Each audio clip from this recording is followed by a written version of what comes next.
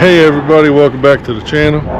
Sorry about traffic. You can see the RV's behind us. We're pretty much ready to go.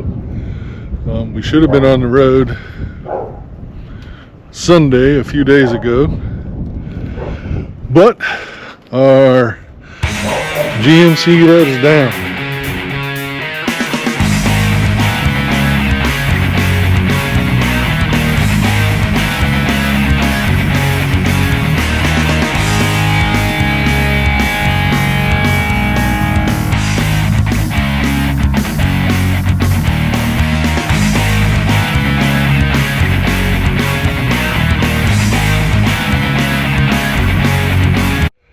I'm not going to get into all the things, but you do some searches, you'll find out what's going on with the GMs and that Allison transmission. So we had to get a new rod, and I'll flip the camera around. I'll walk you around what we got. This is a 2024 Ram 3500 dually. High output Cummins, the ICE and 6-speed transmission. So this will be our new tow rig. I'll show you. We're waiting on one important factor. Something missing in there. Yep, that's what we're waiting on. Once we get that, then we should be able to hit the road. I don't know if you can see this white stuff on the ground behind me. That's not sand, okay? It's not warm. But, and I'll show you around in the truck. So like I said, it's a 2024. 266.9 miles. It's got the big 12-inch screen. We just got these thanks to guys like Kevin from Paving New Paths and Cody from Untethered. Their recommendations on these seat covers. They fit pretty good. I think they'll fit better once they're broken in and, you know, it's above freezing. But it's a crew cab. All-weather floor mats. You know, it's not as fancy as the Denali, but it has a functioning transmission. So it's the night edition. So you get the blacked out wheels, blacked out emblems, 17-inch tires. They're the Nexon Rhodian. That's what Ram uses. It has the LED lighting package, cab lights, all the good stuff. So that's what's going on.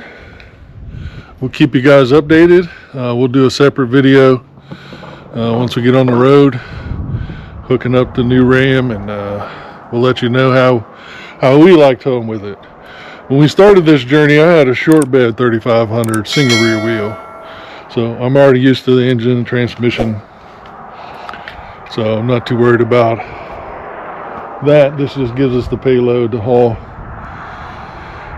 All the Montana's a little bigger, a little heavier. So that's where we're at. So stay tuned for when we hit the road. You guys stay safe out there, and we'll catch you in the next one. So, how's it feel to be back on the road? Absolutely wonderful. We're about a little over 200 miles in, and about 100 miles left for our first stop. Spend the night in Tennessee before making our way down to Panhandle, Florida, getting away from all this snow and super cold weather. It's still chilly in the Panhandle of Florida, but we'll take that chili over what we're coming from. Exactly. So I think the new truck's doing pretty good. Miss some of the fanciness. I miss it all. Still doing up here for the night. I'll bring you guys back. See you guys in a bit. Bye. Good morning, folks. Travel day number 2. We've hit our first snag. Sorry, I'm not a morning person, but we're staying at a Harvest Host. We're here at Don Garlett's Drag Racing Museum, and yesterday in our travels we stopped at a rest area right before here, and tire pressure sensor went off, and it said one of the tires was 96. I put a tire pressure gauge in it, and yep, it was 96. It was only like 5 miles away, so I risked it. Drove it here to Don Garlett's place and aired all the tires up yesterday. Got up this morning, and this is what we have. We got another about 200 miles today, so I'm not going to risk it. I'm going to put the spare on, and we'll go from there. Give me a minute. And just like that, thanks to YouTube Magic, we have a spare on, aired up. I didn't record all that. I'm sure everybody's seen it. Something I did was I put the front axle up on 2 blocks just to help get the RV up a little bit. Did bring all the slides in for my overnight. And we'll get ready to get the spare or the bad tire up.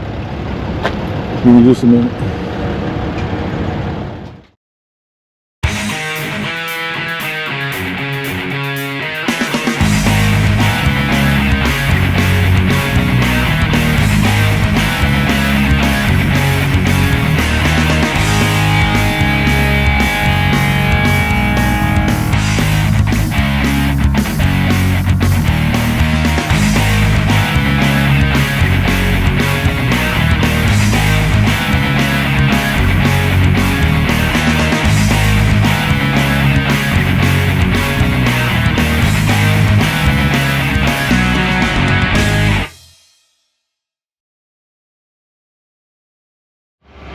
So, got the tire changed.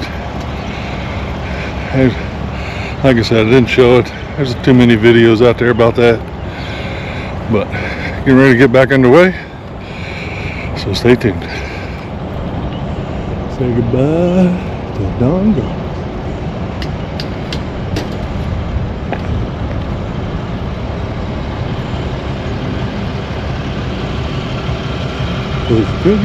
Saga continues.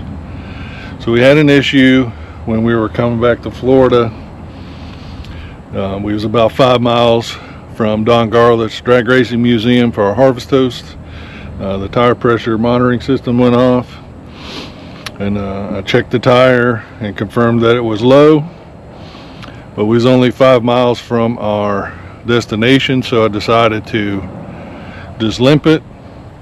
When we got to Don Garlett's, I let the tires cool down, aired them all up to 105 psi, which is how I run them.